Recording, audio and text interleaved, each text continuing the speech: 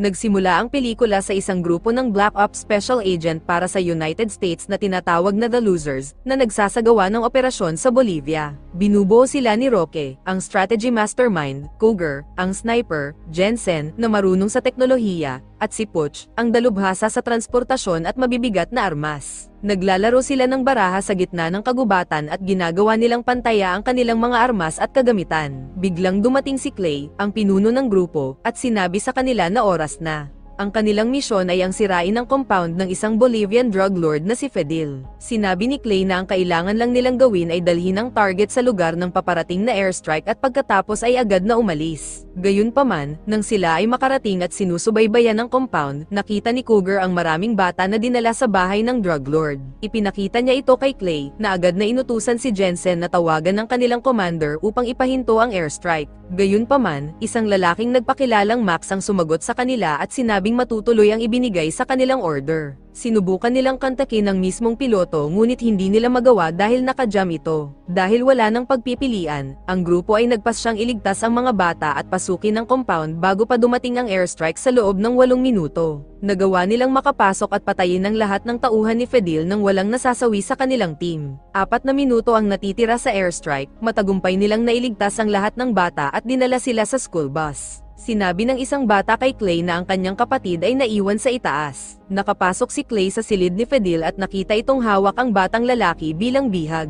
Sinabi ni Fidel na naset up lang siya ni Max dahil hindi siya pumayag sa kanilang plano. Pinakawalan ni Fidel ang bata at sinabi kay Clay na papatayin rin silang lahat ni Max. Agad na binaril ni Clay si Fidel matapos itong magtangkang bumunot ng armas. Pagkatapos ay agad na silang nagmaneho paalis, habang ang airstrike ay dumating at pinasabog ang buong compound. Dahil sa mabilis na pagmamaneho ni Puch, nagawa nilang makaligtas sa pagsabog. Dumating ang isang helicopter para sa extraction ng mga sundalo, ngunit sinabi sa kanila na hindi sila magkakasyang lahat doon. Nagpasya si Clay na paunahin nang iuwi ang lahat ng bata habang sila naman ay magpapaiwan. Nang papaalis na ang chopper, biglang narinig ng mga sundalo sa kanilang radyo ang pag-uusap ng isa pang piloto at ni Max, na nag-utos dito na pasabugin ng helicopter na sakay ang mga bata.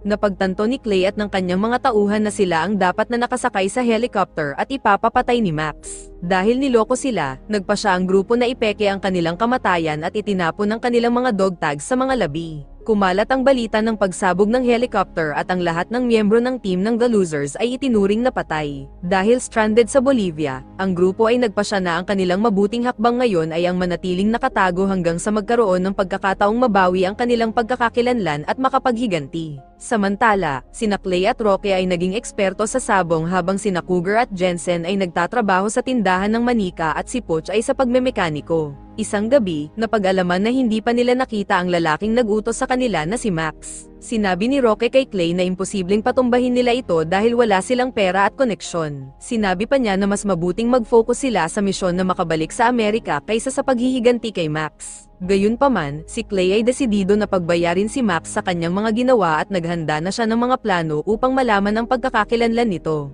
Labis na ikinainis ito ni Roque at sinabi kay Clay na hindi na sila mga sundalo ngayon at tanggapin na lang ang pagkatalo nila kay Max. Sa gabing iyon, si Clay ay umiinom sa bar nang bigla siyang lapitan ng isang babaeng nagngangalang Aisha. Matapos ang kaunting pag-uusap, dinala siya ni Clay sa kanyang silid upang magsaya. Gayunpaman, sinabi ni Clay na alam niyang kanina pa siya sinusundan ni Aisha mula pa sa sabong. Nang tangkang bubunot ng baril si Aisha, agad na umatake si Clay sa kanya. Nauwi ang dalawa sa isang marahas na away, kung saan binugbog ng babae si Clay. Habang nag-aaway sila, sinabi ni Aisha na matutulungan niya itong mahanap si Max. Lumabas sila at doon sinabi ni Aisha kay Clay na naisip niya na ang The Losers ay buhay pa, sa pamamagitan ng pagbibilang ng dami ng mga ngipin sa sumabog na helicopter. Sinabi niya kay Clay ang kanyang deal, na ibabalik silang lahat sa Amerika ngunit kapalit nito ay dadakpin at ibibigay sa kanya si Max. Sumang-ayon si Clay sa alok at nagbanta siyang papatayin ang babae kung siya ay nagsisinungaling. Kinabukasan, tinipon ni Clay ang kanyang team at inutusan si Jensen na maghanap ng impormasyon tungkol kay Aisha. Ang tanging kapaki-pakinabang na impormasyon na nahanap niya ay ang CIA ay may inutos na pagpatay sa kanya. Ang babae ay biglang nagpakita at sinabi sa grupo na si Max ay nasa Miami sa loob ng 77 oras at nakasakay sa armored truck na may hindi bababa sa 30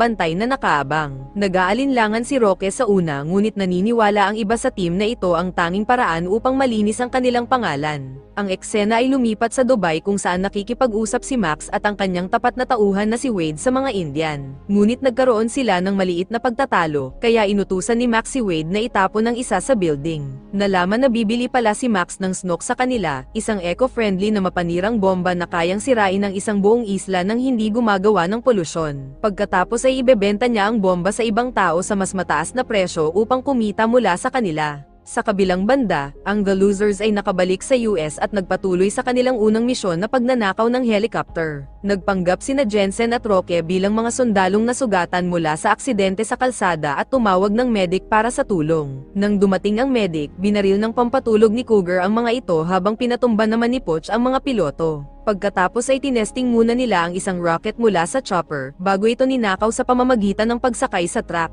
Kinagabihan, habang inihahanda ang plano para sa pagkidnap kay Max, biglang hinarap ni Roque si Aisha at kinwestiyon ang tunay niyang intensyon sa team. Ibinunyag niya na gusto niyang pigilan si Max sa pagbili ng isang delikadong weapon na makakapatay ng maraming tao. Hindi siya pinaniwalaan ni Roque at pinagbantaan na papatayin kapag nagsinungaling siya sa kanila. Kinabukasan sa Miami, ang grupo ay nasa kanilang posisyon at naghihintay sa pag-alis ng truck ni Max. Nagtanim si Roque ng tracker sa truck, kaya si Jensen na nagpanggap bilang hotdog vendor ay nalaman ito kahit saan magpunta. Dumating si Cougar sa kanyang lugar at sinimulang barilin ang mga kotse ng gwardya na nagdulot ng kaguluhan. Nagpaputok si Clay ng usok na granada upang ma-distract ang mga gwardya at bumaril si Jensen ng isang device papunta sa truck na pumigil sa pagbukas ng pinto. Pagkatapos ay dumating sina Aisha at Poch sakay ng helicopter at nagawang kunin ang target nilang truck na sa tingin nila ay sakay si Max. Gumamit ng binocular si Wade upang tignan ang chopper, at nakita at nakilala niya si Poch kaya napagtanto niyang nakaligtas ang The Losers. Nagmadaling tumakbo si Wade upang subukang barilin ang helicopter ngunit siya ay nabigo. Ang The Losers ay matagumpay na nakatakas at natapos ang kanilang misyon. Gayunpaman, nang binuksan nila ang truck ay nakita lamang nila ang ilang mga walang kwentang guard at isang hard drive ngunit hindi si Max. Tinangka ni Jensen na i-hack ang hard drive na gawa ng Goliath ngunit ito ay labis na protektado kaya kakailanganin nila ng decryption key. Napagtanto rin nila na nalinlang sila ni Aisha, kaya nagpa siya na si Clay na utusan si Roque na barilin ito. Sinubukan ni Aisha na ipaliwanag na mahalaga ang nakuha nilang hard drive at maaari nila itong gamitin upang mahanap si Max. Sinabi ni Jensen na ang tanging paraan upang mabuksan ang hard drive ay ang nakawin ang decryption key mula sa headquarters ng Goliath. Sinabi ni Roque na wala na siyang pakialam sa paghihiganti at gusto nang patayin kaagad si Aisha. Ipinaalala ni Clay sa kanya ang mga batang namatay dahil kay Max, ngunit sinabi ni Roque na pagod na siya sa plano nilang paghihiganti at nais nang mabalik ang kanyang buhay. Sa sobrang galit, sinuntok siya ni Clay sa mukha na nagsimula ng away sa pagitan nila. Ipinaliwanag ni Poch na nalantad ang kanilang pagkakakilanlan at ang tanging sandata nila sa mga kaaway ay ang hard drive. Sinabi ni Clay na bukas ay pupunta sila sa headquarters ng Goliath upang mabuksan ang hard drive at malinis ang kanilang mga pangalan. Sa Puerto Rico, ibinalita ni Wade kay Max na ang The Losers ay buhay pa at darating para sa kanya. Inutusan siya ni Max na magtipon ng 18 team ng sundalo sa loob ng 12 oras upang protektahan siya. Kinabukasan, nang papunta na sila sa headquarters ng Goliath, tumanggi si Poch na ituloy ang misyon kung hindi magkakasundo ang kanyang leader at si Roque. Ang dalawa ay napilitan na humingi ng tawad sa isa't isa para sa nangyari kahapon. Sa headquarters, nagpanggap si Jensen bilang isang nerd IT guy at pinasok ang kumpanya upang magnakaw ng algorithm para magawa niyang i-hack ang hard drive. Tinawagan niya ang pinuno ng human resources sa kumpanya at sinabi sa kanya na mula siya sa internal security at inutusan siyang pumunta sa lobby upang mag-usap. Nagawa niyang makapasok sa opisina at matagumpay na nakawin ang kinakailangang algorithm. Naabutan siya ng isang guard sa opisina kaya agad itong inatake ni Jensen at mabilis na tumakbo paalis. Nang siya ay pasakay na sa elevator, pinigilan siya ng 3 security guard at tinutukan ng baril. Itinaas ni Jensen ang kanyang kamay at tumingin sa bintana sa kalapit na gusali. Pagkatapos ay itinutok niya ang kanyang 2 daliri na hugis baril at nagbanta sa mga guard. Binalaan niya sila na siya ay produkto ng isang lihim na government experiment na kayang bumaril ng bala mula sa kanyang daliri. Nang tinangka ng isang guard na posasan si Jensen, binaril siya nito gamit ang kanyang daliri at sinunod ang isa pa. Sumuko ang natitirang guard dahil sa takot, ngunit nabunyag na ang bala ay mula pala kay Cougar na nasa kabilang gusali. Pagbalik sa hideout, pinasok ni Jensen ang hard drive at natuklasan na naglalaman ito ng $400 million ni Max na natanggap niya mula sa pagbebenta ng bomba. Higit pa rito, nahanap niya ang base ng operasyon ni Max sa Los Angeles sa pamamagitan ng pag-track kung saan naganap ang mga transaksyon. Sa Mumbai, India, dahil natatakot sa pagpatay muli ni Max sa kanyang mga tauhan, si Vikram na siyang lumikha ng bomba, ay nagayos ng isang pulong sa isang palapag ng gusali upang talakayin ang bagong presyo ng armas na tumaas sa $1 bilyong. Sinabi ni Wade kay Max ang tungkol sa dagdag na presyo. Sa kabilang banda, ang grupo ni Clay ay nakarating na sa base ni Max at naghihintay ng tamang oras para sa pag-atake. Kinagabihan, nagpatuloy si Jensen sa paghahanap ng mga file upang makita ang koneksyon sa pagitan ng operasyon ng droga ni Fidel at sa pera ni Max, habang si Poch ay lihim na sinusubaybayan ang kanyang buntis na asawa. Di nagtagal, natuklasan ni Jensen ang financial information ni Fidel at nalaman nilang si Aisha ay kanyang anak. Ang balitang ito ay nagpasurpresa sa team at agad nilang pinuntahan si Aisha na kasama si Clay sa kwarto. Naunang nagpaputok si Aisha at binaril si Jensen sa balikat bago tumakbo sa banyo upang magtago. Pinaulanan nila ng bala ang banyo upang mapatay ang babae, ngunit nang sila ay matapos, natuklasan nilang nakatakas si Aisha gamit ang bintana. Pinasok nila ang isang pagamutan upang gamutin ang sugat ni Jensen. Natakot si Poch na pupuntahan ni Aisha ang kanilang mga pamilya upang maghiganti, at biglang nagalinlangan na ituloy ang kanilang plano. Sinabi niya na tapos na siya at kailangan na niyang umuwi, ngunit si Roque ay sinabing itutuloy niya ang plano at pupunta sa daungan kung saan magaganap ang deal. Dahil lahat sila ay nagpasyang ituloy ang plano, sa huli ay napilitan na rin si Poch na sumama at tapusin ang misyon. Sa gabing iyon, pumunta sila sa daungan at nagawang patumbahin ang ilang bantay. Pumunta si Cougar sa kanyang posisyon at matagumpay na napatay ang isang guard habang si Jensen ay naglalagay ng ilang bomba sa paligid ng lugar. Nakapasok sina Roque at Clay sa loob ng bodega at nakita ang maraming mga pera sa isang lalagyan. Sa hindi inaasahan, biglang inatake ni Roque si Clay gamit ang kanyang baril upang patulugin ito. Kasabay nito, ang lahat ng mga kasama nila ay tinambangan at nahuli ng mga bantay. Inihayag ni Roque na matapos ang kanilang misyon sa Miami, nakipag-deal siya sa mga kalaban dahil nagsasawa na siya sa mga plano ni Clay na maghiganti kay Max. Nagalit ng husto si Clay sa kanya at sinabi na siya ay mamamatay ng matindi.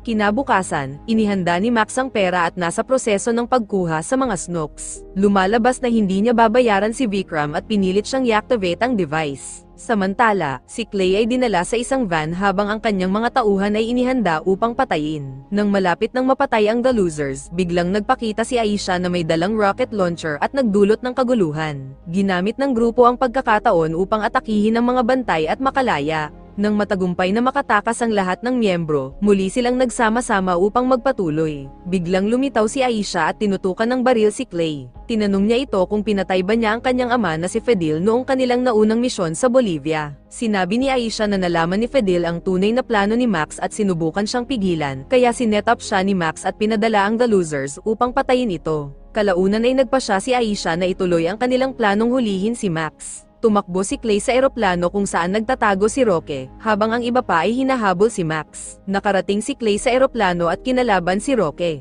Pagkatapos ng mahabang labanan, nagawa niyang mabali ang kamay ni Roque ngunit nagawa nitong makatakbo sa eroplano at sinipa paalis si Clay. Nakita ni Wade na sinusubukang tumakas ni Roque dala ang kanilang pera, kaya tumakbo ito at sumakay sa motor upang habulin ito. Samantala, matapos na matagumpay na ma-activate ni Vikram ang device, ibinigay niya kay Max ang detonator, ngunit binaril siya ni Max. Si Clay na nakatayo sa pagitan ni Wade at ng eroplano, ay nagutos kay Cougar na barilin ang motor, dahilan upang si Wade ay tumilapon sa makina at ang motor na lumipad sa harap ng eroplano na ikinamatay ni Roque at Wade. Tinangkang tumakas ni Max gamit ang helicopter ngunit nakita siya ni Clay kaya hinabol niya ito at na-corner. Binaril niya palayo ang helicopter at binigyan ng babala si Max. Dahil walang pagpipilian, inactivate ni Max ang detonator at itinapon ito sa dagat. Agad na tumalon si Clay sa tubig at matagumpay na na-deactivate ang bomba, habang si Max ay nakatakas. Sa telepono, binalaan ni Clay si Max na alam na niya ngayon ang kanyang hitsura at patuloy siyang hahabulin. Tumakas si Max sakay ng bus kung saan hinarap siya ng dalawang magnanakaw at kinuha ang kanyang relo. Sa pagtatapos ng pelikula, sinamahan ng The Losers si Poch upang makilala nito ang kanyang bagong silang na anak. Pagkatapos nun, pumunta sila sa laro ng pamangkin ni Jensen, kung saan gumawa ng eksena si Jensen matapos ma-foul ang kanyang pamangkin. Maraming salamat sa panunood. Sana ay nagustuhan mo ang pelikulang ito. Huwag kalimutang mag-like at subscribe, pati na rin ang notification bell para updated ka sa mga bagong upload.